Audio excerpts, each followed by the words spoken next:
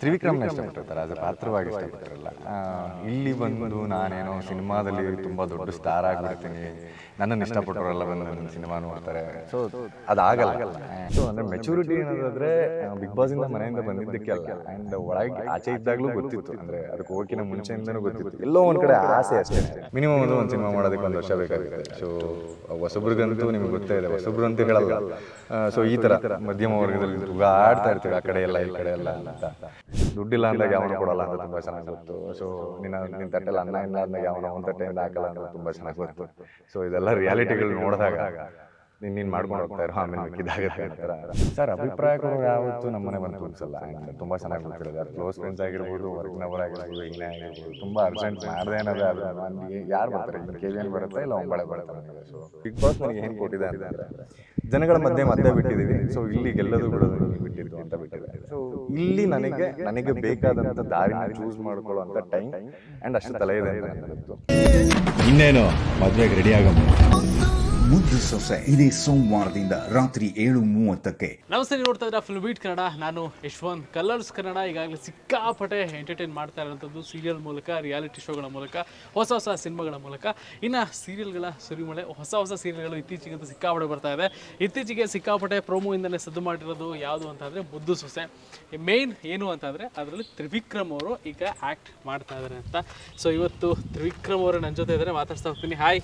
Hello, ಹೇಗಿದ್ದೀರಾ? ನಾನು ತುಂಬ ಚೆನ್ನಾಗಿರ್ಬೋದು. ಮತ್ತೆ ಹೆಂಗಿದ್ದಾರೆ, ಹೆಂಗೆ ನಡೀತಾ ಇದೆ ಲೈಫ್? ನಡೀತಾ ಇದೆ. ಸೊ 120 ದಿನ ಮನೆ ಒಳಗಡೆ ಕೂಡ ಹಾಕಿದ್ರು. ಈಗ ಸೀರಿಯಲ್ ಅಂತ ಎಲ್ಲರೂ ಟಿವಿಲಿ ಕೂಡ ಹಾಕ್ತಾ ಇದ್ದಾರೆ. ಸೊ ತುಂಬ ಚೆನ್ನಾಗಿ ನಡೀತಾ ಇದೆ. ಟಿವಿಲಿ ಕೂಡ ಹಾಕಿದ್ರು ಈಗ ಅದೊಂಥರ ಜನರ ಮನಸ್ಸಲ್ಲಿ ಕೂಡ ಹಾಕ್ತಂಗೆ, ಒಳಗಡೆ ಇರ್ತೀರಾ ಯಾವಾಗಲೂ ಅಂತ. ಎಕ್ಸಾಕ್ಟ್ಲಿ. ಸೊ ಪದ್ಮಾವತಿ ಆದಮೇಲೆ ಇದು ಅಂದರೆ ಮುದ್ದು ಸೊಸೆ, ಕಲರ್ಸಲ್ಲಿ ಮತ್ತೆ ಬಿಗ್ ಬಾಸ್ ಆದಮೇಲೆ ತುಂಬ ಚೆನ್ನಾಗಿದೆ ಕ್ಯಾರೆಕ್ಟ್ರು. ಸೊ ನಡೀತಾ ಇದೆ. Yes, super. ಈಗ ತ್ರಿವಿಕ್ರಮ್ ಅವರು ಫಸ್ಟ್ ಪ್ರೋಮೋ ಬಿಡ್ತಿದ್ದಂಗೆ ಗೆಸ್ಟ್ ಅಪಿಯರೆನ್ಸಾ ಇಲ್ಲ ತ್ರಿವಿಕ್ರಮ್ ಅವರೇ ಹೀರೋನಾ ಅಂತ ಒಂದಷ್ಟು ಕನ್ಫ್ಯೂಷನ್ ಆಗಿ ಹೋಗಿದ್ರು. ಹೀರೋ ಅಂತ ಅಂದಾಗ ಸಿಕ್ಕಾಪಟ್ಟೆ ಖುಷಿ ಪಟ್ಟರು. ಆಫ್ಟರ್ ಬಿಗ್ ಬಾಸ್ ಸೀರಿಯಲ್ ಯಾಕೆ ಅಂತ ಒಂದಷ್ಟು ಜನ ಪ್ರಶ್ನೆ ಮಾಡಿದ್ರು. ಡೆಫಿನೆಟ್ಲಿ. ಅಂದರೆ ಬಿಗ್ ಬಾಸ್ ಆಗಿದ ತಕ್ಷಣ ಒಂದಷ್ಟು ಜನಗಳು ನಮ್ಮನ್ನು ಇಷ್ಟಪಡ್ತಾರೆ, ಒಂದಷ್ಟು ಜನ ನಮ್ಮನ್ನು ನೋಡ್ತಾರೆ ಅನ್ನೋದಾದರೆ ಅಲ್ಲಿ ಪಾತ್ರವಾಗಿ ನೋಡಿರಲ್ಲ. ಸೊ ನನ್ನನ್ನು ವೈಯಕ್ತಿಕವಾಗಿ ಏನು ತ್ರಿವಿಕ್ರಮ್ ಅನ್ನೋದನ್ನು ನೋಡಿರ್ತಾರೆ ಅಷ್ಟೇ, ಬಿಟ್ಟರೆ ತ್ರಿವಿಕ್ರಮ್ನ ಇಷ್ಟಪಟ್ಟಿರ್ತಾರೆ, ಆಸ್ ಎ ಪಾತ್ರವಾಗಿ ಇಷ್ಟಪಟ್ಟಿರಲ್ಲ. ಇಲ್ಲಿ ಬಂದು ನಾನೇನೋ ಸಿನಿಮಾದಲ್ಲಿ ತುಂಬ ದೊಡ್ಡ ಸ್ಟಾರ್ ಆಗಿಬಿಡ್ತೀನಿ, ನನ್ನನ್ನು ಇಷ್ಟಪಟ್ಟವರೆಲ್ಲ ಬಂದು ನನ್ನ ಸಿನಿಮಾ ನೋಡ್ತಾರೆ. ಸೊ ಅದಾಗಲ್ಲ. ಬಿಕಾಸ್ ಇಲ್ಲಲ್ಲ, ಎಲ್ಲೂ ಆಗಿಲ್ಲ. ಗೊತ್ತಿರೋ ಅಂಥ ವಿಷಯನೇ ಇದು.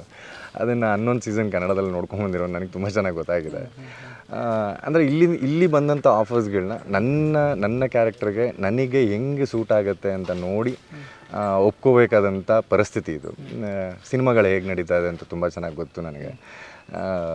ಇದೇ ಒಂದು 4 ವರ್ಷದಿಂದ ತುಂಬ ದೊಡ್ಡವ್ರ ಜೊತೆ ಕೆಲಸ ಮಾಡಿ ಆ್ಯಂಡ್ ನಾವೇ ಒಂದಷ್ಟು ಮಾಡಬೇಕು ಅಂತ ಪ್ರಯತ್ನ ಪಟ್ಟಾಗ ಬಂದಂಥ ಅಭಿಪ್ರಾಯಗಳಾಗಿರ್ಬೋದು, ಬಂದಂಥ ಉತ್ತರಗಳಾಗಿರ್ಬೋದು ಹೇಗಿತ್ತು ಅಂತ ನೋಡಿ ಸೊ ಈ ಸೀರಿಯಲ್ ನನಗೆ ಅವಶ್ಯಕತೆ ಇದೆ ಆ್ಯಂಡ್ ಈ ಕ್ಯಾರೆಕ್ಟರ್ ನನ್ನನ್ನು ತೂಗಿಸುತ್ತೆ ಅಂತ ಗೊತ್ತಾದ ಮೇಲೆ ಈ ಪಾತ್ರನ ಒಪ್ಕೊಂಡಿದ್ದು.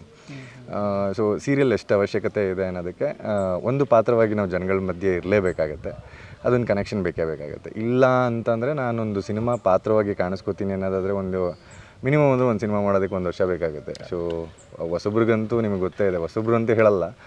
ಸೊ ಈ ಥರ ಮಧ್ಯಮ ವರ್ಗದಲ್ಲಿ ಆಡ್ತಾ ಇರ್ತೀವಿ, ಆ ಕಡೆ ಎಲ್ಲ ಈ ಕಡೆ ಎಲ್ಲ ಅಂತ. ಸೊ ಪ್ರೊಡ್ಯೂಸರ್ ತುಂಬ ದುಡ್ಡು ಹಾಕಲ್ಲ ಆ್ಯಂಡ್ ಡೈರೆಕ್ಟ್ರಿಗೆ ಬೇಕಾದಂಥ ಇದನ್ನು ಕೊಟ್ಟಿರಲ್ಲ, ಅರ್ಧಂಬರ್ಧ ಆಗಿ ರಿಲೀಸಿಗೆ ಕಷ್ಟ ಆಗಿ ಇದೆಲ್ಲ ನೋಡ್ತಾ ಇದ್ದೀವಿ. ಸೊ ಅದೆಲ್ಲ ಆಗಲಿ, ಬೈ ದ ವೇ ಸೀರಿಯಲ್ಲು ಇರಲಿ ಒಂದು ರೀಸನಿಂದ ಸೀರಿಯಲ್ ಒಪ್ಕೊಂಡಿದ್ದು. ಅಂದರೆ ಇದನ್ನು ಒಪ್ಕೊಂಡಾಗ ಇದರಲ್ಲಿ ಆ್ಯಕ್ಟ್ ಮಾಡಿದಾಗ ಒಂದಷ್ಟು ನಿಮ್ಮ ಒಂದು ತುಂಬ ಹತ್ತಿರ ಸ್ನೇಹಿತರ ಬಳಗನೆ ಒಂದಷ್ಟು ಹೇಳಿದ್ದಿದೆಯಾ, ಸ್ವಲ್ಪ ತುಂಬ ಅರ್ಜೆಂಟ್ ಮಾಡಿಬಿಟ್ಟು ಸ್ವಲ್ಪ ಕಾದಿದ್ರೆ ಇನ್ನೊಂದೇನೋ ಒಂದು ಆಗ್ತಿತ್ತೇನೋ ಅನ್ನೋದು? ಸರ್, ಅಭಿಪ್ರಾಯ ಕೊಡೋರು ಯಾವತ್ತೂ ನಮ್ಮನೆ ಬಂದು ತೂಗಿಸಲ್ಲ. ಆ್ಯಂಡ್ ತುಂಬ ಚೆನ್ನಾಗಿ ಗೊತ್ತಿರೋದು, ಅದು ಕ್ಲೋಸ್ ಫ್ರೆಂಡ್ಸ್ ಆಗಿರ್ಬೋದು, ವರ್ಕ್ನವರ್ ಆಗಿರ್ಬೋದು, ಏನೇ ಆಗಿರ್ಬೋದು, ತುಂಬ ಅರ್ಜೆಂಟ್ ಮಾಡಿದೆ ಅನ್ನೋದೇ ಆದ್ರೂ ಅಲ್ಲಿಗೆ ಯಾರು ಬರ್ತಾರೆ, ಹಿಂಗೆ KVN ಬರುತ್ತೆ ಇಲ್ಲ ಒಂಬಳೆ ಬರುತ್ತೆ ನನಗೆ. ಸೊ ಆ ಥರದ್ದು ಯಾವುದೇ ಎಕ್ಸ್ಪೆಕ್ಟೇಷನ್ ಇಲ್ಲ ಆ್ಯಂಡ್ ಅವ್ರು ಬರೋದೂ ಇಲ್ಲ. They all in big budget cinemas and they look for the big heroes. And ಅವ್ರಿಗೇನು ಈಗ ನನ್ನ ಮೇಲೆ ನನ್ನ ಮೇಲೆ ಒಂದು 10-20 ಕೋಟಿ ಹಾಕೋಂಥ ಮಟ್ಟದಲ್ಲಿ ಅವರಿಲ್ಲ. ಹಾಕಿದ್ರೂ ಅವ್ರು ಪ್ರಾಫಿಟ್ ತೆಗಿತಾರ ಇಲ್ವಾ ಅಂತ ನೋಡ್ಬಿಟ್ಟೆ ಹಾಕೋದು. ಆ್ಯಂಡ್ ಈಗ ಹೊಸ ಪ್ರೊಡ್ಯೂಸರ್ಸ್ಗಳಿಗೆ ಇವನ ಮೇಲೆ ಹಾಕಿದ್ರೆ ಬರುತ್ತೋ ಇಲ್ವೋ ಅನ್ನೋ ಡೌಟ್ಗಳೇ ಇರುತ್ತೆ. ಆ್ಯಂಡ್ ಅವ್ರು ಹಾಕಕ್ಕೆ ಬಂದರೆ ಅವ್ರಿಗೆ ಹಿಂದೆ ಕೇಳೋಕ್ಕೆ ಒಂದು 5 ಜನ ಕಾಯ್ತಾ ಇರ್ತಾರೆ. ಸೊ ಈ ಒಂದಷ್ಟುಗಳನ್ನ ನೋಡಿರೋದ್ರಿಂದ ಯಾವುದೇ ಕೇಳಿದ್ದಿದ್ಯಾ ಆಫ್ಟರ್ ಬಿಗ್ ಬಾಸ್ ಇಂದ ಬಂದಮೇಲೆ? ಸರ್, ಸಿನಿಮಾ ಮಾಡೋಣ ಸ್ವಲ್ಪ ಇರಿ ಹಂಗೆ ಹೇಳಿದವರು ಸರ್ ಆ ಥರ ಹೇಳ್ದವ್ರು ಯಾರು ತುಂಬ ಅಂದರೆ ಸಿನಿಮಾಗಳು ಮಾಡಿದವರಲ್ಲ, ಹೊಸ್ದಾಗಿ ಬಂದಂಥವ್ರೆ. ಅವ್ರು ನಮ್ಮನ್ನು ನೋಡಬೇಕು, ಫೋಟೋ ತೆಗೆಸ್ಕೊಬೇಕು ಅನ್ನೋ ರೀಸನ್ಗೆ ಏನೇ ಒಂದು 4 ಲೈನ್ ಎಲ್ಲೋ ಓದ್ಕೊಂಬಂದು ಹೇಳಿದಂಥದ್ದು ಆ ಥರ ನಡೆದಿದೆ. ಆ ಥರ ನಡೆದಿದೆ. ಆ್ಯಂಡ್ ಒಂದಷ್ಟು ಪ್ರೊಡ್ಯೂಸರ್ಸ್ಗಳು ಅವ್ರ ಫ್ರೆಂಡ್ಸಿಗೆ ಇವ್ನು ನನಗೆ ಪರಿಚಯ ಅಂತ ಹೇಳ್ಕೊಳೋಕ್ಕೆ ನಾನು ಪ್ರೊಡ್ಯೂಸರ್ ಅಂತ ಅಂದ್ಕೊಂಡೆಲ್ಲ ಒಂದಷ್ಟು ಶೋಕಿ ಕೊಟ್ಟಿದ್ದಂಥದ್ದು ಆಯಿತು. ಆ್ಯಂಡ್ ಇದೆ, ಆ್ಯಂಡ್ ಇದು ನಡೆಯುತ್ತೆ. ಆ್ಯಂಡ್ ಈ ಪ್ರೊಡ್ಯೂಸರ್ ಅನ್ನೋದು ಅನ್ಸ್ಕೊಂಬರೋರೆಲ್ಲ ಒರಿಜಿನಲ್ ಪ್ರೊಡ್ಯೂಸರ್ಸ್ಗಳಲ್ಲ. ಮಾಡ್ತೀನಿ ಅಂತ ಈಗಲೂ ಕಾಂಟ್ಯಾಕ್ಟಲ್ಲೇ ಇದ್ದಾರೆ ಅವರು ಕೂಡ. ಮಾಡ್ತೀನಿ ಹಂಗೆ ಮಾಡ್ತೀನಿ ಅಂತ ಇಂಡಸ್ಟ್ರಿಲಿ ಹಿಂಗೆಲ್ಲ ಇದೆ. ಸೊ ಇದೆಲ್ಲ ಕೇಳಿದ್ದೀವಿ, ನೋಡಿದ್ವಿ. ಆ್ಯಂಡ್ ಈಗ ಮತ್ತೆ ಮೋಸ ಆಗೋವಂಥ ಏಜ್ ಅಲ್ಲ, ಆ್ಯಂಡ್ ನೋಡ್ಕೊಂಡು ಕಾಲಿಡ ಅಂತ ಏಜ್. ಆ್ಯಂಡ್ ಈಗ ಏನು ಬಿಗ್ ಬಾಸ್ ನನಗೆ ಏನು ಕೊಟ್ಟಿದೆ ಅಂತಂದರೆ, ಜನಗಳ ಮಧ್ಯೆ ಮತ್ತೆ ಬಿಟ್ಟಿದ್ದೀವಿ. ಸೊ ಇಲ್ಲಿ ಗೆಲ್ಲೋದು ಬಿಡೋದು ನೀವು ಬಿಟ್ಟಿದ್ದು ಅಂತ ಬಿಟ್ಟಿದೆ. ಸೊ ಇಲ್ಲಿ ನನಗೆ ಬೇಕಾದಂಥ ದಾರಿನ ಚೂಸ್ ಮಾಡ್ಕೊಳ್ಳೋವಂಥ ಟೈಮ್ ಆ್ಯಂಡ್ ಅಷ್ಟು ತಲೆ ಇದೆ ಅಂತ ನನಗೆ ಗೊತ್ತು. ಸೊ ಹಾಗಾಗಿ ಈ ಸೀರಿಯಲ್ ನನಗೆ ತುಂಬ ಸೂಕ್ತ ಅಂತ ಅನ್ನಿಸ್ತು. ಅಂದರೆ ಬಿಕಾಸ್ ಎಲ್ಲ ಅಂದರೆ ಸೂಟು ಬೂಟು ಅನ್ನೋ ಒಂದು ಇದರಲ್ಲಿ, ಅತ್ತೆ ಸೊಸೆ ಅನ್ನೋ ಒಂದು ಜಗಳದಲ್ಲಿ ಇರೋ ಅಂಥ ಮಧ್ಯದಲ್ಲಿ ಒಂದು ಅಪ್ಪ ಅನ್ನೋ ಒಂದು ಪ್ರೀತಿ ಬಾಂಧವ್ಯನ, ಒಂದು ಮನೆ ಅನ್ನೋದು ಒಂದು ಪ್ರೀತಿ ಬಾಂಧವ್ಯನ, ಒಂದು ಮುಗ್ಧತೆನ ಮತ್ತೆ ತೋರಿಸುವಂಥ ಸೀರಿಯಲ್ ಮತ್ತೆ ಬರ್ತಾ ಇದೆ ಅಂತಂದರೆ ತುಂಬ ಖುಷಿಯಾಗಿ ಮಾಡೋವಂಥ ಟೈಮ್ ಇದೆ. ಸೊ ನನಗಿದೆಲ್ಲೋ ಒಂದು ಕಡೆ ಕನೆಕ್ಟ್ ಆಯಿತು. ನೋಡೋಣ, ಮಾಡ್ತಾ ಪ್ರಯತ್ನ ಪಡೋಣ. ಅದೇ ಹಣೆ ಬರ ಬರ್ದಿದ್ದಾನೆ ಅನ್ನೋದಾದ್ರೆ ಅರ್ಜೆಂಟಾಗಿ ಯಾಕೆ ಹೋದ, ಮೆಲ್ಲಗೆ ಹೋಗೋಣ ಅನ್ನೋ ಕ್ಯಾರೆಕ್ಟರ್ ನನ್ನ ಕೈಯಲ್ಲಿ ಕೆಲಸ ಸಿಕ್ಕಿದೆ, ಕೆಲಸ ಚೆನ್ನಾಗಿ ಮಾಡೋಣ. ಎಕ್ಸಾಕ್ಟ್ಲಿ. ಸೊ ಅದನ್ನು ಮಾಡ್ಕೊಂಡು ಹೋಗೋಣ ಅಂತ ಅಭಿಪ್ರಾಯಗಳನ್ನ ಕೇಳೋದು ಬಿಟ್ಟಿದ್ದೀವಿ. ಆರಾಮಾಗಿದ್ದೀವಿ. ಓಕೆ. ಸೊ ಒಳಗಡೆಯಿಂದ ಹೊರಗಡೆ ಬಂದಲ್ಲಿ ಒಂದಷ್ಟು ಮೆಚುರಿಟಿ ಎಲ್ಲ ಬಂದಿದೆ, ಒಂದಷ್ಟೆಲ್ಲ ಯಾರ್ಯಾರು ಏನೇನು ಅಂತ ಒಂದಷ್ಟು ಗೊತ್ತಾಗಿದೆ.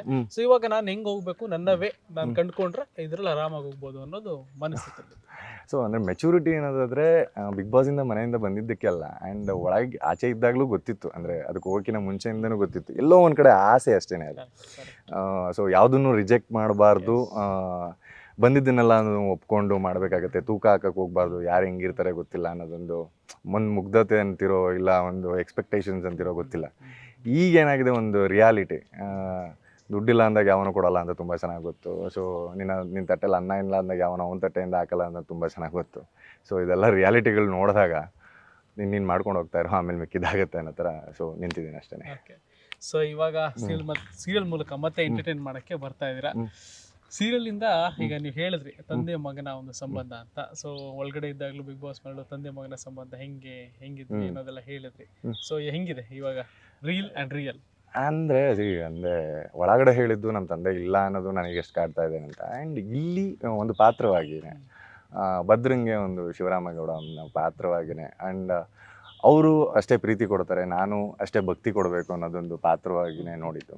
ಆ್ಯಂಡ್ ಅದನ್ನು ನಾನು ಇಲ್ಲಿಗೆ ಯಾವತ್ತೂ ಕಲೋಕಿಯಲ್ಲಿ ಮಾಡಲ್ಲ. ಅದು ಬೇರೆ ಇದು ಬೇರೆ. ಆ್ಯಂಡ್ ನಾನು ಇದ್ದಾಗಲೂ ಏನು ಭಕ್ತಿಯಿಂದಾಗಲಿ ಪ್ರೀತಿಯಿಂದಾಗಲಿ ನನ್ನ ತಂದೆ ಜೊತೆಗೆ ಇದ್ದವನಲ್ಲ, ಆರಾಮಾಗೇ ಇದ್ದವನು. ಇದ್ದೀರಾ ಹೋದ್ರ. ಸೊ ನನ್ನ ತಾಯಿ ಜೊತೆಗೂ ಅಷ್ಟೇ ಒಡನಾಟ ಇದ್ದಂಥವನು. ಸೊ ಪ್ರೀತಿ ಇತ್ತು, ತೋರಿಸ್ಕೊಳ್ಳೋ ಅಂಥ ಪ್ರೀತಿ ಇರಲಿಲ್ಲ ಅಷ್ಟೇ. ಹೋದ್ಮೇಲೆ ಗೊತ್ತಾಯಿತು ಅವ್ರ ಜವಾಬ್ದಾರಿಗಳೇನು, ಅವ್ರ ಹೆಗ್ಲ ಮೇಲೆ ಎಷ್ಟಿತ್ತು, ಅವ್ರು ಏನೇನು ಮಾಡ್ತಾಯಿದ್ರು ಅಂತ. ಸೊ ಒಂದು ಲಾರಿ ಡ್ರೈವರ್ ಆದ್ರೂ ಎಷ್ಟು ಕಷ್ಟಪಡ್ತಾಯಿದ್ರು. ಸೊ ನಮ್ಮನ್ನು ಈ ಮಟ್ಟಕ್ಕೆ ತರೋದಕ್ಕೆ ಏನೆಲ್ಲ ಮಾಡಿದರು, ಅದೆಲ್ಲ ಗೊತ್ತಾದಮೇಲೆ ಸೊ ಈಗ ನಾನೇನೇನು ಮಾಡಬೇಕಾಗತ್ತೆ ಅನ್ನೋದು ಒಂದು ಮಿಸ್ಸಿಂಗ್ ಫೀಲಿಂಗ್ಸ್ ಅಷ್ಟೇ. ಸೊ ಈಗ ಮಿಸ್ಸಿಂಗ್ ಫೀಲಿಂಗ್ಸ್ನ ಸೊ ನನ್ನ ಜವಾಬ್ದಾರಿಯಾಗಿ ತೊಗೊಂಡೋಗ್ತಾ ಇದ್ದೀನಿ. ಆ್ಯಂಡ್ ಇದು ಪಾತ್ರವಾಗಿ ಏನು ನಿಭಾಯಿಸಬೇಕು ಅದನ್ನು ನಿಭಾಯಿಸ್ತಾ ಇದ್ದೀನಿ ಅಷ್ಟೇ.